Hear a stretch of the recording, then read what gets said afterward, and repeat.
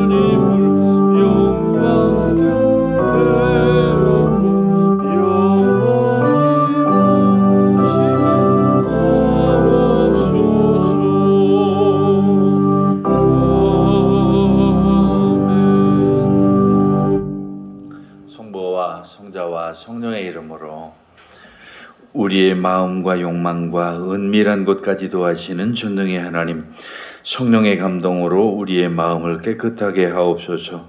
하나님을 온전히 사랑하고 그 거룩하신 이름을 진심으로 찬양하게 하옵소서.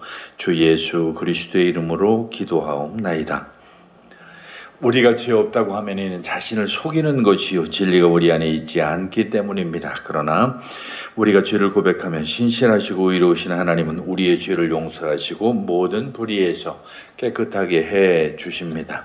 이제 지난 한 주간을 돌아보면서 우리의 잘못된 것들, 죄된 것들을 고백하는 고백의 시간을 갖겠습니다.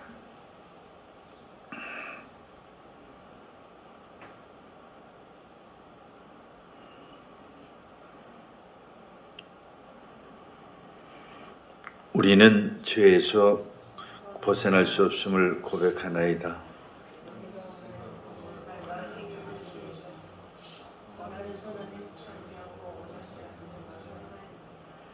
오늘 마음을 다해 주를 사랑하지 않으시오.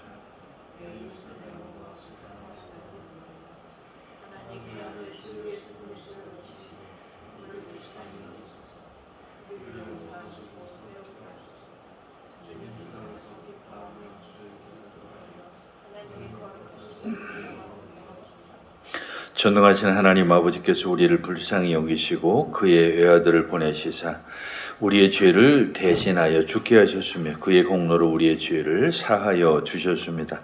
그러므로 소명을 받고 안수받은 하나님의 말씀의 종인 나는 주 예수 그리스도의 명하심에 따라 여러분의 죄가 사하여졌음을 성부와 성자와 성령의 이름으로 선포합니다. 이제 자리에 앉으셔서 찬송가 뒤에 교독문 73번을 같이 교독하겠습니다. 교독문 73번 이사야 65장의 말씀입니다. 보라, 내가 새 하늘과 새 땅을 창조하나니 너희는 내가 창조하는 것으로 말미암아 보라, 내가 예루살렘을 즐거운 성으로 창조하되 하여 그 백성을 기쁨으로 삼고 우는 소리와 부르짖는 소리가 그 가운데에서 다시는 들리지 아니할 것이며 사자가 소처럼 짚을 먹을 것이며 뱀은 흙을 양식으로 삼을 것이니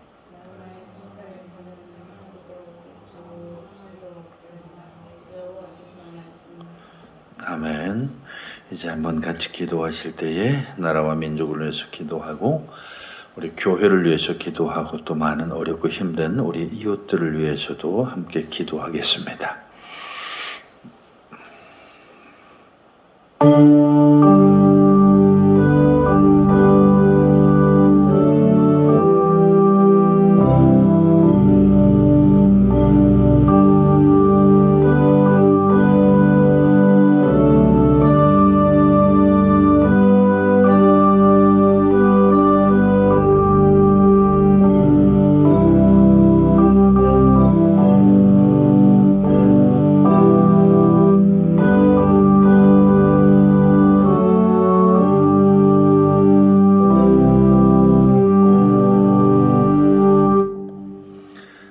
같이 보실 구약 성경의 말씀은 예레미야서 11장에 있는 말씀 보겠습니다.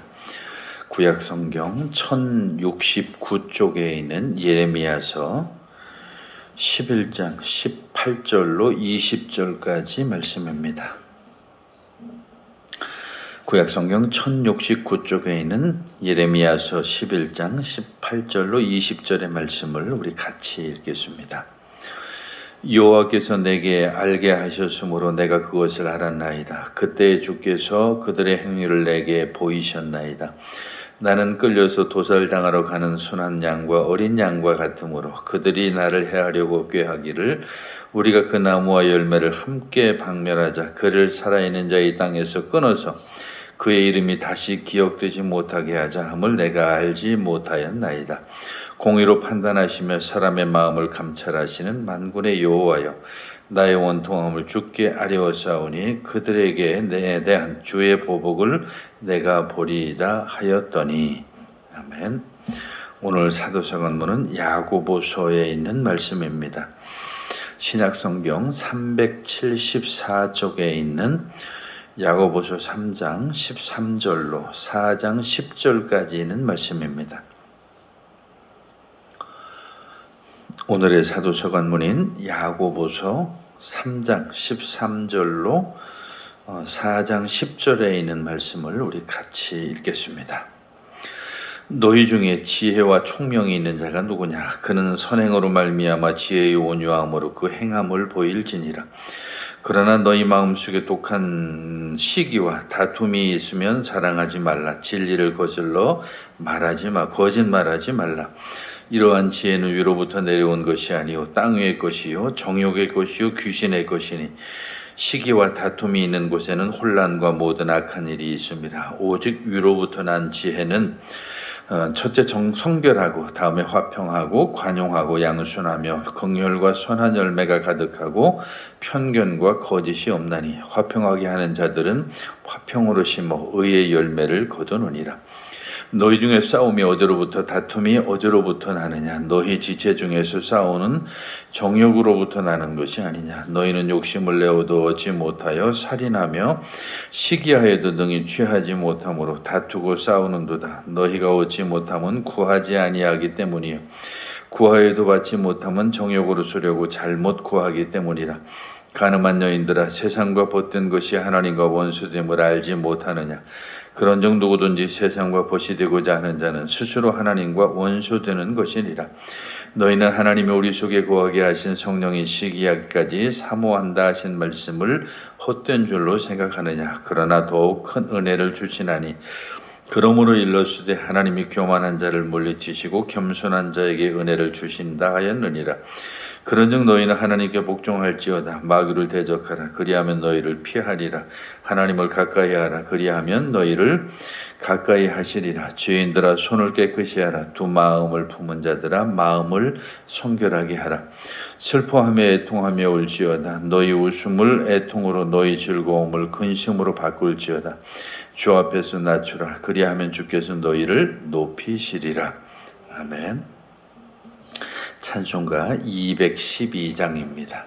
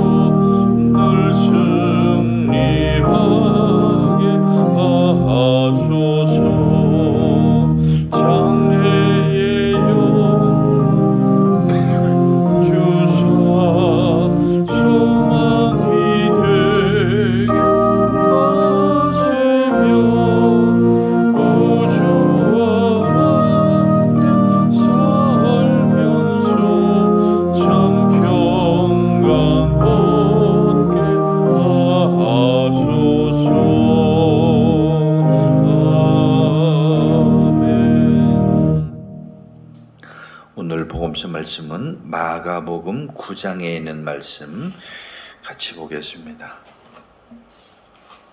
마가복음 9장 30절로 37절까지 있는 주님의 말씀을 펴시고 주님의 말씀을 듣기 위해서 자리에서 일어서시겠습니다. 오늘의 주님의 말씀인 마가복음 9장 30절로 37절의 말씀을 제가 대신 여러분들에게 읽어드리도록 하겠습니다.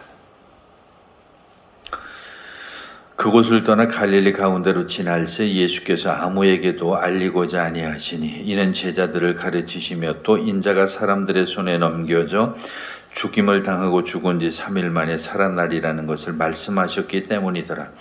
그러나 제자들은 이 말씀을 깨닫지 못하고 묻기도 두려워하더라. 가버나움에 이르러 집에 계실새 제자들에게 물으시되 너희가 길에서 서로 토론한 것이 무엇이냐 하시되 그들이 잠잠하니 이는 길에서 서로 누가 크냐 하고 쟁론하였음이라. 예수께서 앉아서 12 제자를 불러 이르시되 누구든지 첫째가 되고자 하면 무사람의 끝이 되며 무사람을 섬기는 자가 되어야 하리라 하시고 어린아이 하나를 데려다가 그를 가운데 세우시고 안으시며 제자들에게 이르시되 누구든지 내 이름으로 이런 어린아이 하나를 영접하면 곧 나를 영접함이요 누구든지 나를 영접하면 나를 영접함이 아니요 나를 보내신 이를 영접함이니라. 거기까지 보겠습니다. 사도신조로 우리 신앙 고백 드리겠습니다. 전능하사 천지를 만드신 하나님 아버지를 내가 믿사오며 그 외아들 우리 주 예수 그리스도를 믿사오니 이는 성령으로 잉태하사 동정녀 마리에게 나시고 본디오 빌라도에게 고난을 받으사 십자가에 못 박혀 죽으시고 장사한 지 사흘 만에 죽은 자 가운데에서 다시 살아나시며 하늘에 오르사 전능하신 하나님 우편에 앉아 계시다가 저리로서 산자와 죽은 자를 심판하러 오시리라. 성령을 믿사오며 거룩한 공예와 성도가 서로 교통하는 것과 죄를 사해 주시는 것과 몸이 다시 사는 것과 영원히 사는 것을 믿사옵나이다. 아멘. 이제 자리에 앉으셔서 찬송가 534장 찬송 드리겠습니다.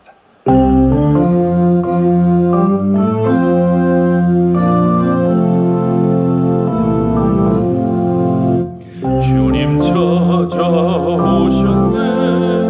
모시어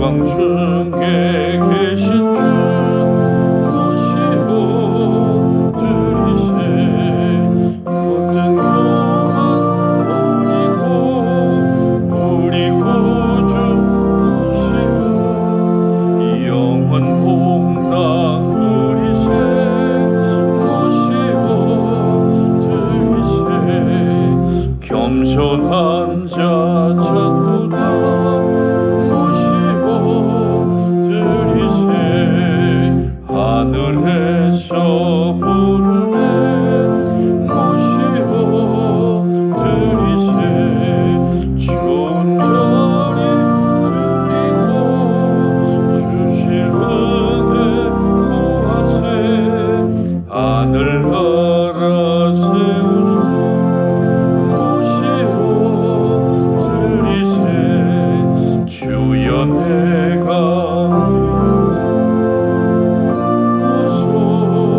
오소서 주여 환영하오니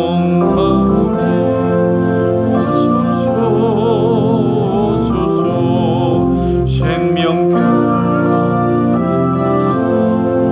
슬픔 위로하시고 진리 알게 하소서 오소서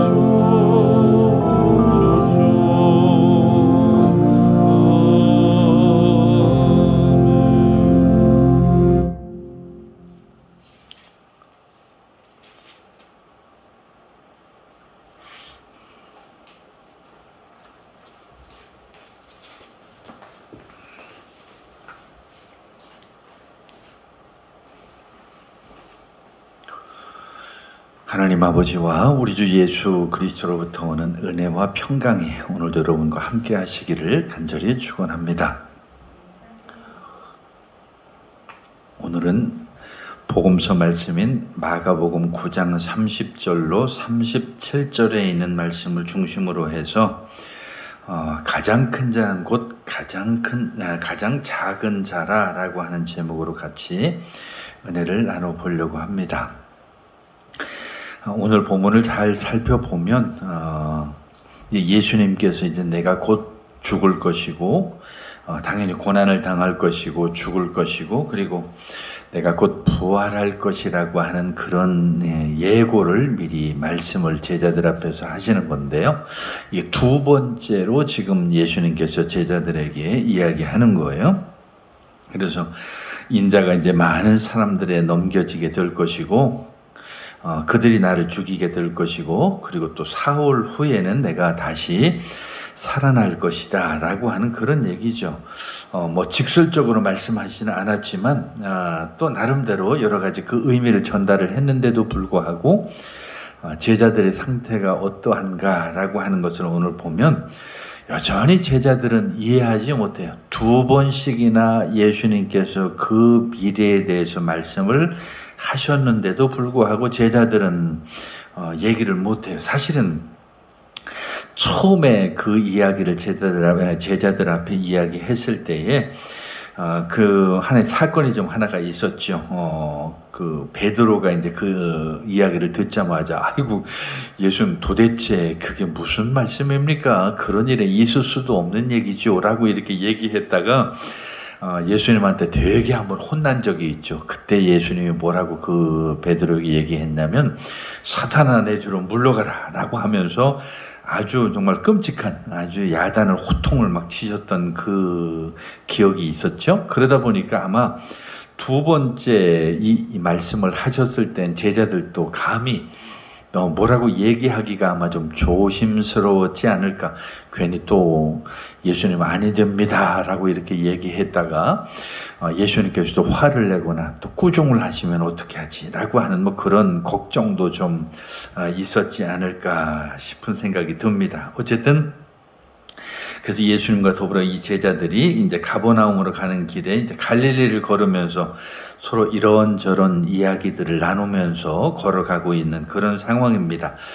그리고 나서 뭐 나름대로 오랜 시간을 걸었으니까 뭐 이런저런 얘기들을 참 많이 했겠죠. 그리고 또 이런저런 정말 많은 상황들이 좀 있었을 거라고 하는 뭐 그런 우리가 짐작을 해볼 수가 있어요. 그리고 나서 이제 목적지인 가버나움이라고 하는 곳에 이제 도착을 했어요.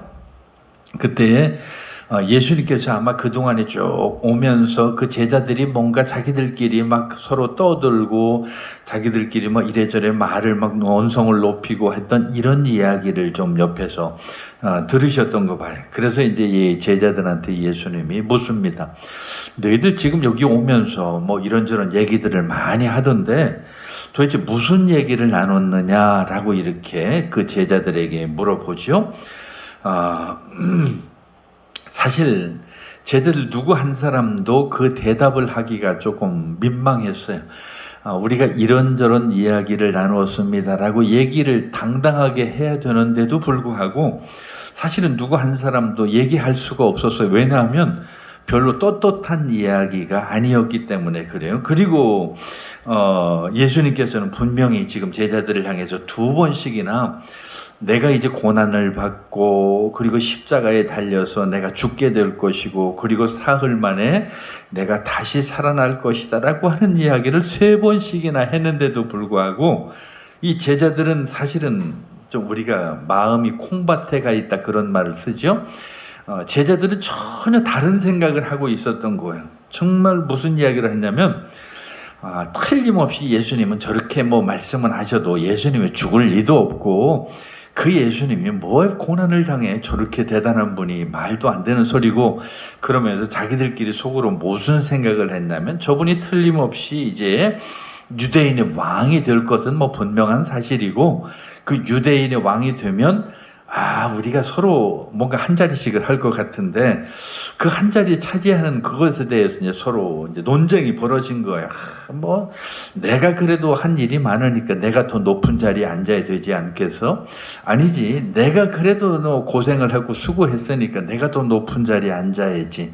우리 꼭 무슨 이야기 하는 것 같지 않아요? 우리가 가끔 지난주에 이제 추석 명절을 보냈는데 이번 주죠. 추석 명절을 보내는데 추석 명절 때 우리나라 사람들은 제일 많이 싸움을 한대요. 그래서 우리나라 사람들이 추석 명절 때 제일 많이 싸움하는 이유는 다른 게 아니에요. 그 부모가 물려준 그 재산에 관련된 것들이 추석 명절이라고 하는 게 아무래도 이제 부모와 그 자녀들이 모이게 되는데 그 부모가 이제 노쇠하고 노년에 가까우게 되면 자녀들이 그 재산을 가지고서 서로 이제 암묵적으로 그 마음속에 삼죠. 이 문 앞에 있는 문전 옥답은 내가 장남이니까 내가 갖고 그래도 옆에 그 옥토가 있는데 그 옆에 참 농사 잘 되는 그 땅은 그래도 내가 차남이니까 내가 갖고 그리고 또 막내는 저 막내니까 뭐 저쪽에 있는 귀퉁이 땅을 좀 가져도 되지 않을까 뭐 이런 식으로 나름대로 다 생각을 하는 거죠. 그런데 이제 명절 때 되면 은근슬쩍 그런 이야기가 나오게 됩니다. 뭐 그러면서 이제 거기서부터 논쟁이 벌어지는 거죠. 그런데 거기까지 그치면 괜찮은데 그런 마음속에 있는 이야기들이 나오게 되면 나중에는 무슨 이야기가 나오냐면 반드시 그 며느리들이나 사위들이 또 문제가 돼요. 그 딸이나 아들과 더불어서 이제 같이 결혼을 한 며느리나 사위들이 또 거기서 이제 거들게 되죠. 아니, 내가 왜 그 땅을 가져야 되는데?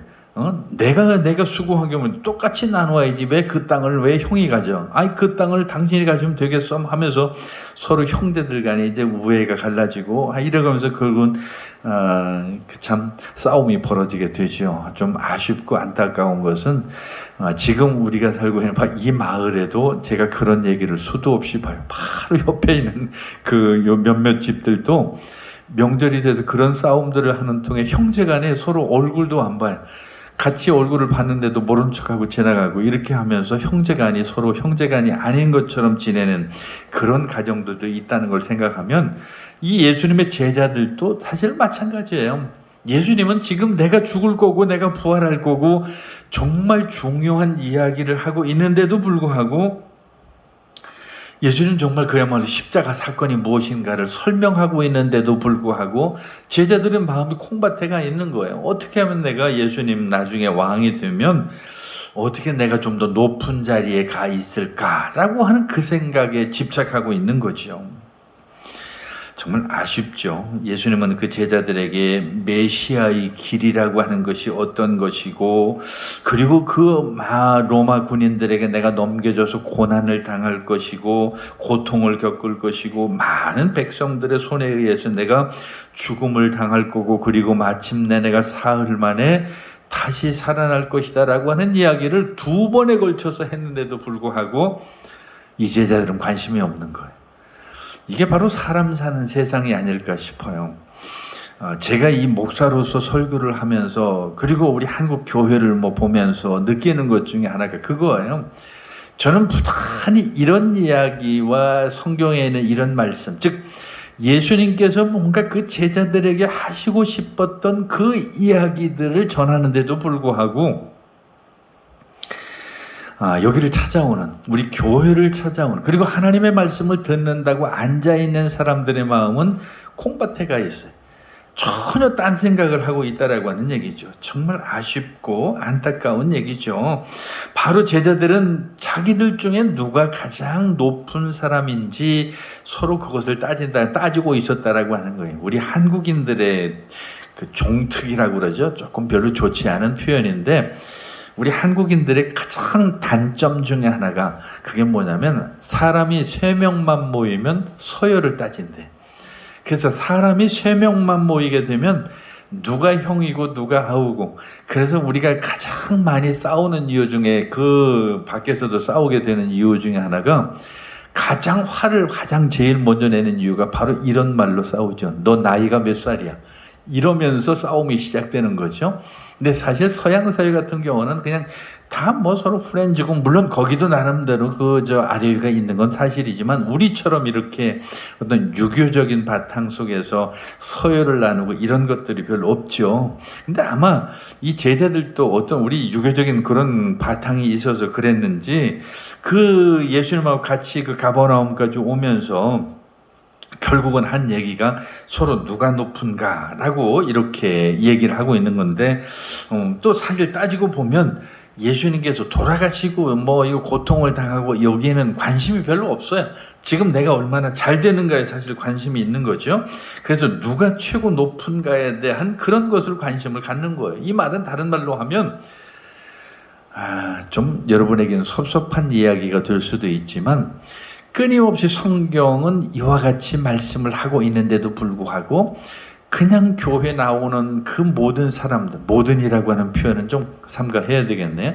대부분의 사람들은 그 마음속에 다른 생각을 갖는다는 거예요. 예수님처럼 그렇게 살아야 되고, 십자가의 고통을 기억해야 되고, 십자가의 길을 걸어야 되고, 이런 설교가 이 강단에서 선포되어지는데도 불구하고 이 교회를 찾아오는 사람들이나 예수 믿겠다고 교회를 드나드는 사람들의 대부분의 마음속에는, 어떻게 하면 내가 좀 더 높아지지? 어떻게 하면 내가 더 부자가 되지? 어떻게 하면 내가 좀 더 힘을 갖지? 어떻게 하면 내가 좀 더 많은 것을 가지지? 여기에 관심이 있다는 거예요. 그러니까 전혀 예수님의 제자와 예수님과의 관계처럼 여기서 선포하는 내용하고는 전혀 상관없이 그렇게 현실적으로 받아들여지고 있다라고 하는 거죠. 그러다 보니까 우리 한국교회가 100년이 훨씬 넘었는데도 불구하고 여전히 다른 사람들한테 손가락질을 당하고, 오히려 교회 안 다니는 놈들만 또 못하다는 그런 아주 심한 욕까지도 들어야 되는 그런 현실이 되었다라고 하는 것, 참 마음 아픈 일이죠. 어쨌든 정말로 이런 것들이 새삼스러운 것들은 아니지만, 어쨌든 우리 교회 안에서도 그런 일들이 많이 벌어지고 있다라고 하는 것은 참 아쉬운 얘기예요. 오늘 우리 교회를 가만히 보면, 우리는 그건 작은 교회니까 사실은 그런 일들이 별로 목격이 안 되지만, 조금 큰 교회, 조금 규모가 있는 교회 가면 여러분들이 생각하는 것 이상으로 싸움이 많아요. 그냥 사실 멱살 잡고 싸우는 싸움뿐만이 아니에요. 온갖 패거리들이 다 만들어져 가지고 그 싸움들이 얼마나 많은지 몰라요. 저도 이런저런 모임이 있어서, 특히 이제 그 친구들 모임이 있으면 이제 속없이 얘기를 하잖아요. 제 고등학교 친구들하고 같이 만나게 되면 이제 이런저런 그런 얘기를 또 많이가 나누게 되는데, 그 친구들이 다 터놓고 저한테 얘기를 해요. 예수 믿는 친구들이. 자기 교회 현실을 나한테, 제가 목사니까 하소연을 하는 거예요. 뭐 지금 우리 교회가 지금 이렇게 됐는데 뭐 이쪽 패거리가 있고 저쪽 패거리가 있어 지금 서로 싸우는데 이거 볼만하다고 막 그러면서 막 서로 막 그 교회 얘기를 하는데, 우리가 생각하는 커다란 교회들인데도 불구하고 그 내막을 보면 정말 끔찍해요. 그래서 결론은 그거예요. 그 친구들이 저한테 늘 하는 얘기가, 야, 나 여기 교회 나가게 되면 너희 교회로 갈게. 이 얘기가 늘 항상 결론이에요. 그러면서도 사실은 오지 못하죠. 그 쉬운 얘기가 아니니까. 그게 참 여러 가지로 이제 거기도 인간관계가 얽혀 있고 하는 그런 건데, 정말 그런 일이 얼마나 많은지 몰라요.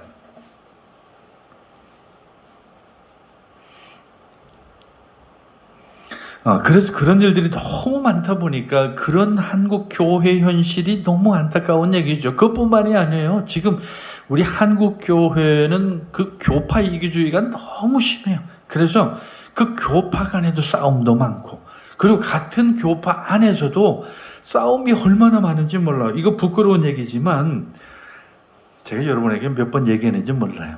그냥 간판은 똑같아. 어디 교회를 가나 무슨 뭐 어쩌고 저쩌고 간판은 똑같은데 그 안을 들여다보면 파가 다 나뉘어져 있어요. 전부 다. 그래서 같은 우리나라에서 제일 많다고 하는 그런 교파인데도 불구하고 그 안을 들여다보면 100개 이상으로 나눠져 있어요. 정말로 많이 싸워서 그렇게 많아진 거죠. 그런 여러 가지를 보면서 결국에는 그 결론이 뭐겠어요? 내가 더 크다, 네가 더 크냐, 뭐 이러면서 싸우는 그런 거죠. 정말 아이러니한 일이에요.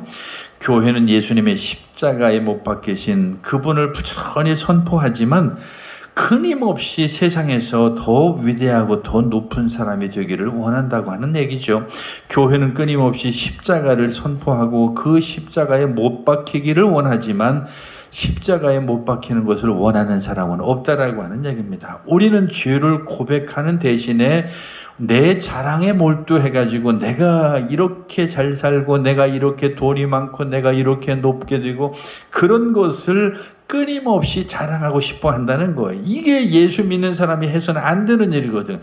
특히 여러분들이 안타깝고 좀 아쉬운 것은 우리가 SNS라고 그러죠. 무슨 카톡이라든지 문자라든지 하는 뭐 이런 것들은 이제 SNS라고 하는데, 그런 SNS 보면 끊임없는 자기 자랑해. 끊임없이 내가 이런 사람이고 내가 이렇게 되고, 심지어는 우리가 그런 얘기도 많이 한다고 그래. 사진을 내보내는데 내 얼굴 사진을 쫙 내보내면서 살짝 옆에다가 아주 명품을 하나 살짝 걸쳐 놓는다는 거예요. 그러면서 사람들로 하여금 내 얼굴을 보는 게 아니라 내 명품을 내가 이렇게 갖고 있다는 걸 슬그머니 보여주려고 하는 그런 일들이 너무 많은 거예요. 그러니까 우리의 죄를 고백하고 낮아지고 섬기는 대신에 뭔가를 자랑하고 싶어서, 그래서 현대인의 가장 큰 특징 가운데 하나가 그거예요.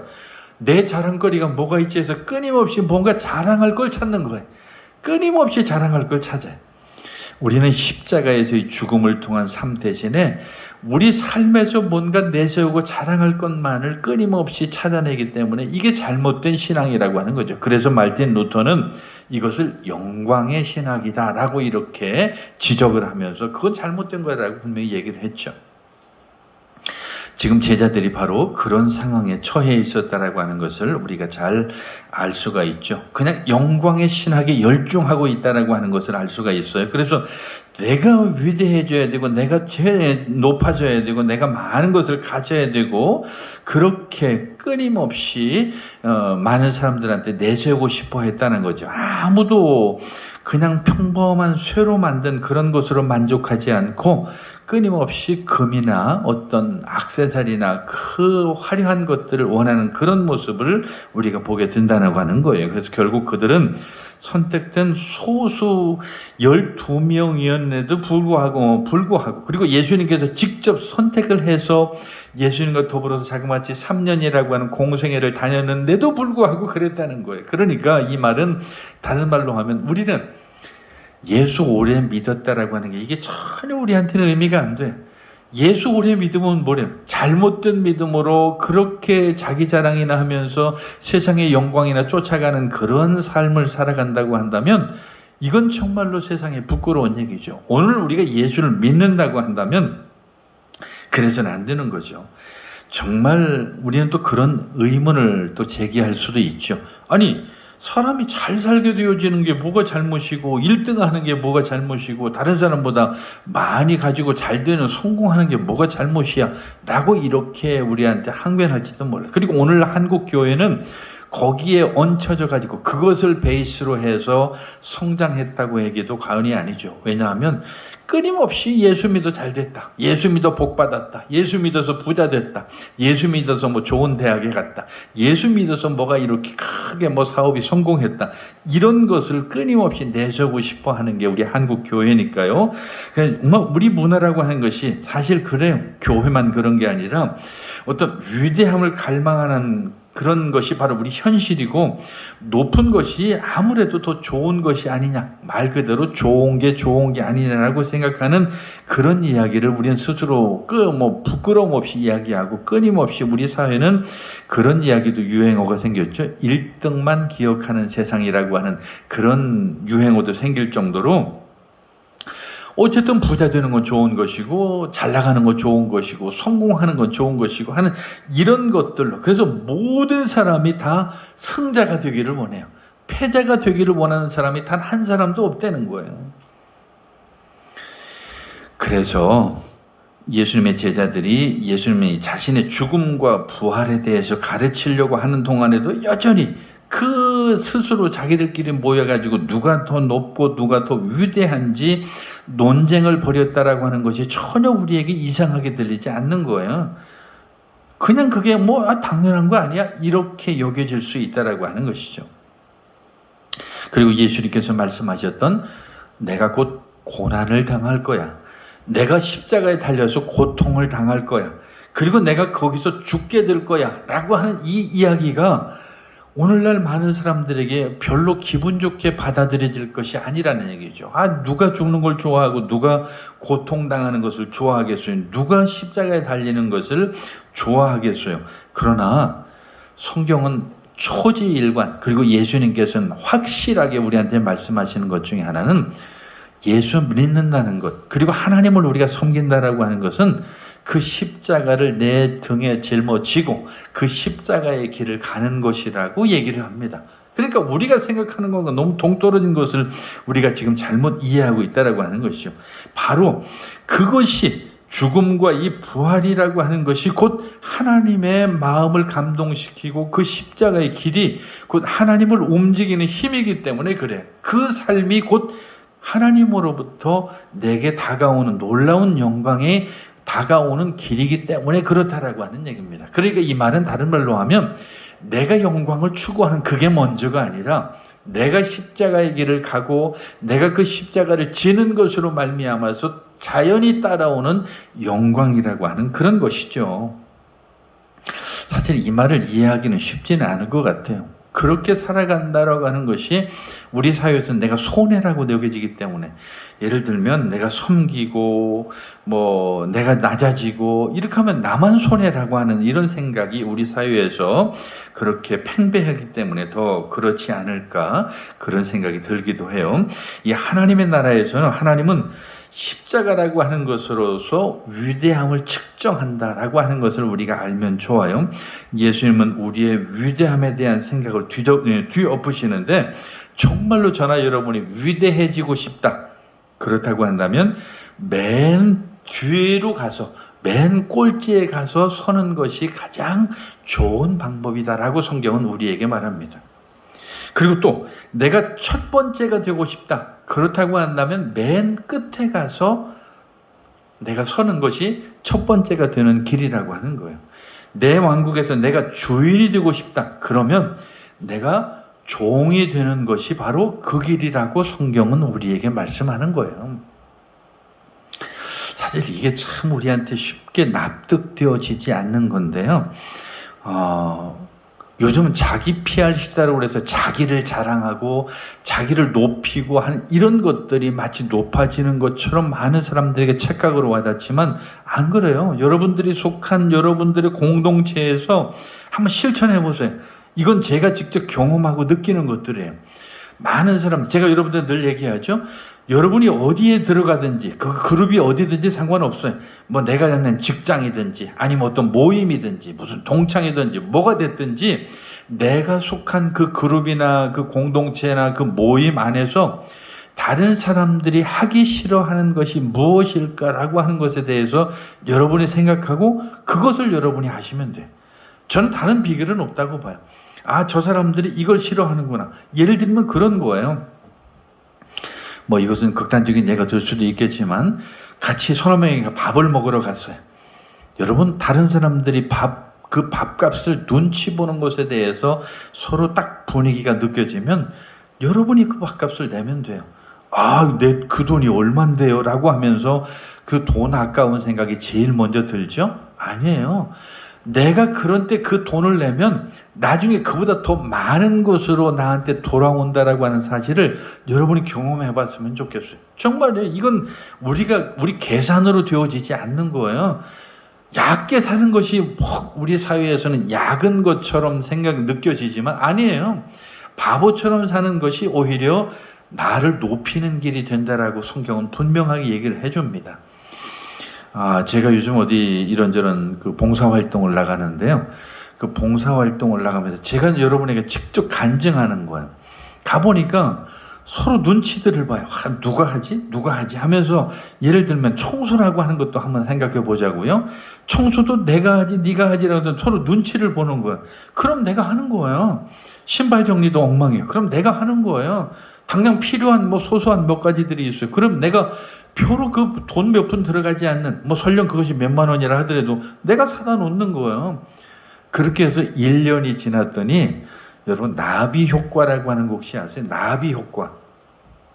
1년이 딱 지났더니 나보다 앞서서 누군가 서로 먼저 그걸 하려고 그래요. 심지어 그런 것도 있었어요.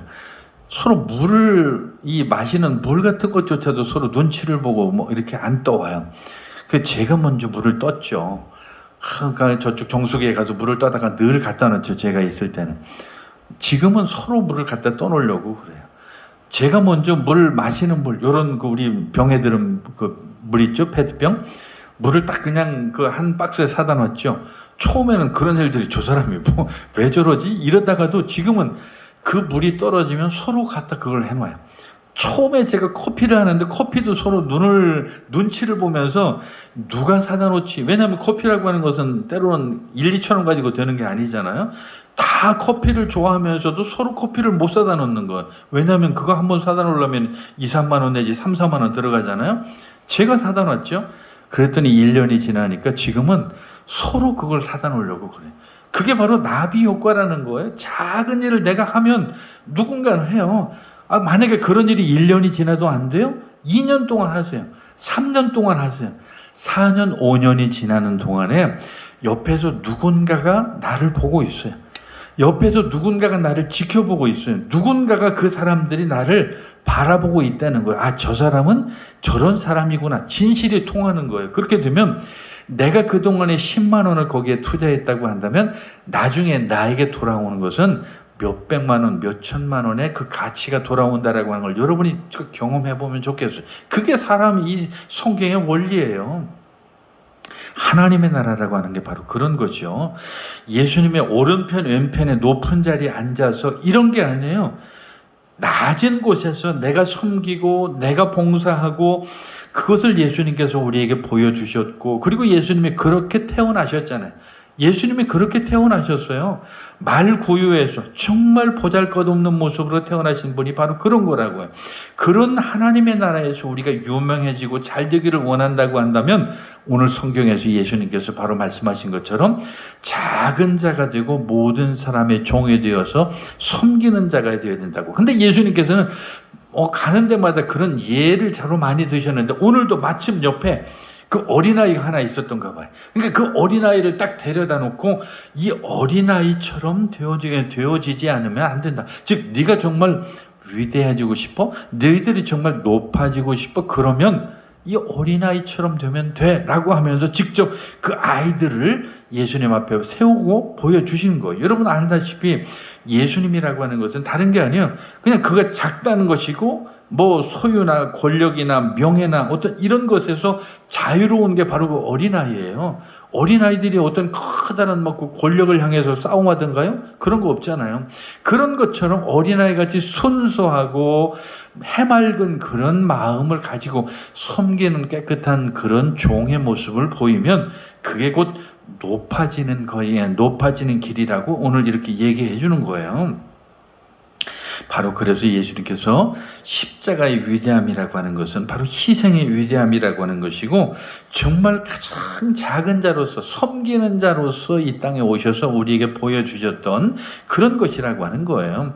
근데 우리가 여기서 조금 더 한 가지 이해해야 될 것이 있는데, 그 당시 문화예요. 지금 예수님이 아이들을 데리고 이렇게 데려왔는데, 그 아이들을 그 당시에는 굉장히 무가치하게 여겼어요. 지금처럼 아이들을 대접하고 뭐 소중히 여기고 이게 아니에요. 그 당시에는 가장 낮은 존재고 가장 낮은 계층으로서 아이들을 취급했다고. 왜냐하면 그 당시 사회라고 하는 것은 노동력이 첫째니까 힘세고 일을 많이 할 수 있는 사람이 최고 귀한 사람이고, 아이들처럼 보잘것없는 사람들은 별로 그 가치를 안 치워주던 그런 때였다고요. 그러니까 그런 상황 속에서 예수님이 그 어린아이를 가지고 그렇게 비유를 들었다라고 하는 것은 더 큰 의미가 있다라고 하는 그런 것이죠. 오늘 마지막으로 이제 우리 인생이라고 하는 것과 가만히 비교를 해봐도 그래요. 우리가 오래오래 살면서 노년이라고 늙어간다라고 하는 것은 결국은 그런 것들을 다 내려놓는 거예요. 우리가 나이를 먹으면 먹을수록 하나를 내려놓고 그 다음 나이를 먹으면 또 내려놓고 내려놓는 거예요. 우리가 40, 50대에는 막 서로 굉장한 혈기가 품어가지고 네가 높니 내가 높니 하지만 우리 나이 정도 되면 이제는 하면 그게 무의미해요. 제가 늘 많은 사람들한테 얘기해요. 지금도 초등학교 동창회를 가면, 저는 초등학교 동창회가 늘 제가 어려서 일찍 학교를 들어갔기 때문에 저보다 2살이나 3살이 다 친구들이 많아요. 그러다 보니까 이제 그 나이 70들이 다 됐다고요. 그러다 보니까 이 나이 70된 이런 친구들을 보면 두 가지가 딱 모든 친구들을 판단하는 결론이 돼요. 그게 하나는 누가 건강하냐. 이게 첫 번째 판단의 근거 같아요. 그리고 또 하나는 누가 일하느냐. 그게 또 두 번째 판단이 돼요.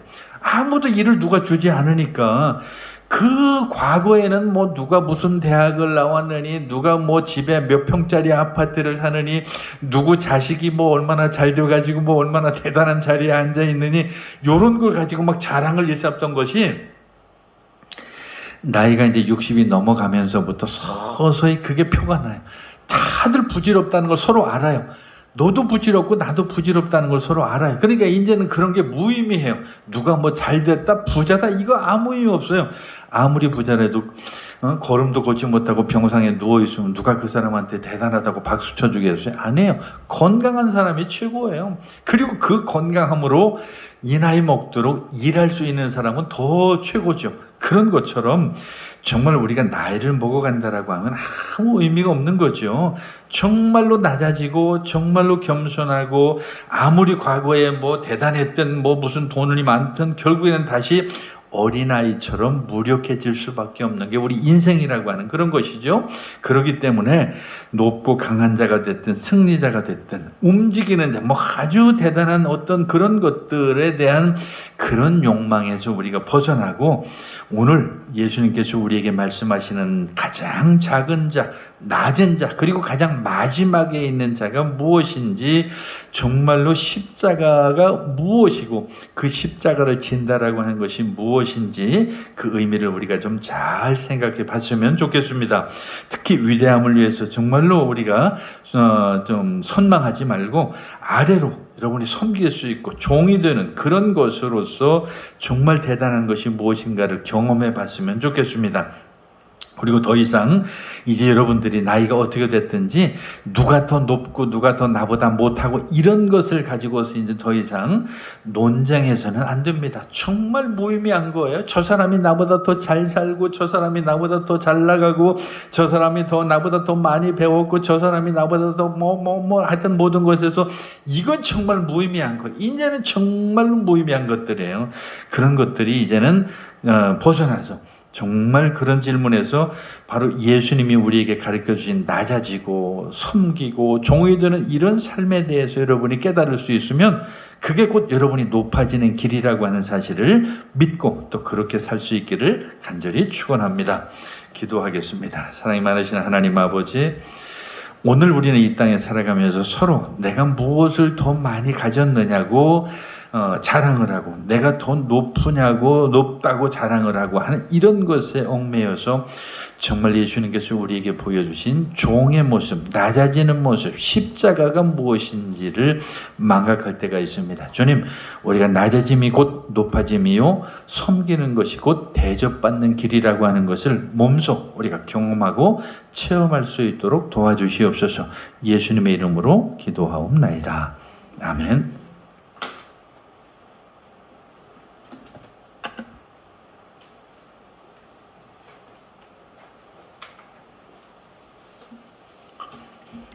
예, 우리 323장 찬송 부르시면서 봉헌 드리겠습니다.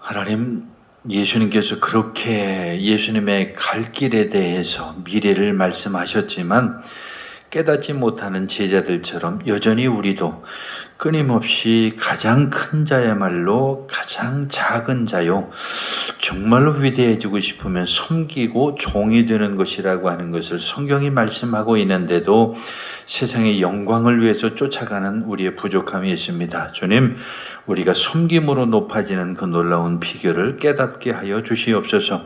오늘도 하나님 앞에 드리신 물질이 있습니다. 기뻐 받아주시고 주님 은혜 도하여 주시옵소서. 10의 1조로 분배를 드린 그 물질을 통하여 하나님 귀한 전도의 열매가 맺혀지게 하시고 물질이 닿는 곳마다 귀한 하나님의 은혜가 드러나게 하시며 드린 손길 위에 물질로 어려움 당하지 아니하도록 큰 복을 내려 주시옵소서. 감사함으로 드리신 물질들이 있습니다. 주님, 그 마음의 감사를 기억하여 주시옵시고 저들의 삶에 늘 감사함으로 하나님이 주시는 참 평화를 누리게 하여 주시옵소서. 이 모양 저 모양 드린 손길마다 복을 주시며 드리지 못한 손길 위에는 더 큰 믿음도 허락하시며 물질의 풍족함도 주시옵소서. 예수님의 이름으로 기도하옵나이다. 아멘. 주보 뒤에 광고 드리겠습니다. 날씨가 참 저도 평생에 살면서 이렇게 하루 사이에 계절이 바뀌는 것은 처음 보는 그런 일이라 정말 참 충격적이기도 해요. 지난주까지만 해도 너무 더워서 에어컨도 없이는 안 되는데 갑자기 25도 밑으로 쭉 내려가는 낮 기온이라서 아주 놀랍기도 합니다. 어쨌든 이런 때일수록 건강 잘 지키셔서 건강하게 생활하시기를 바라겠습니다. 그 밖에 9월 달엔 여러 가지 제가 그게 써놓지 않았는데요. 총회 행사들이 많이 있습니다. 위에서 기도해 주시고 또 10월 달에는 교단 총회도 있으니까요.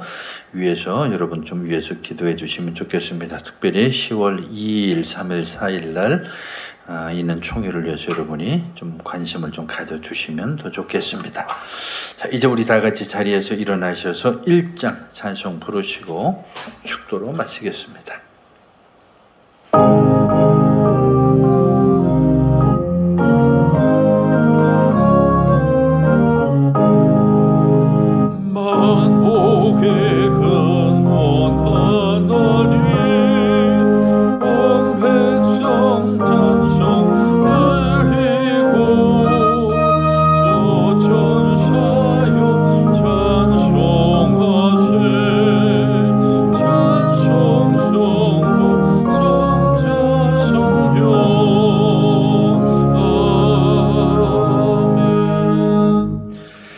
이제는 우리 주 예수 그리스도의 크신 은혜와 하나님 아버지 극진하신 사랑과 성령의 감동 감화 교제 교통하심이 이제는 낮아져 섬기며 종이 되어 섬기는 그 삶이 높아지는 길이요 위대한 길이요 복받는 길인 것을 깨달아서 삶 속에서 실천하기 원하는 사랑하는 모든 성도들 머리 위에 이제부터 영원까지 함께 하시기를 간절히 축원하옵나이다.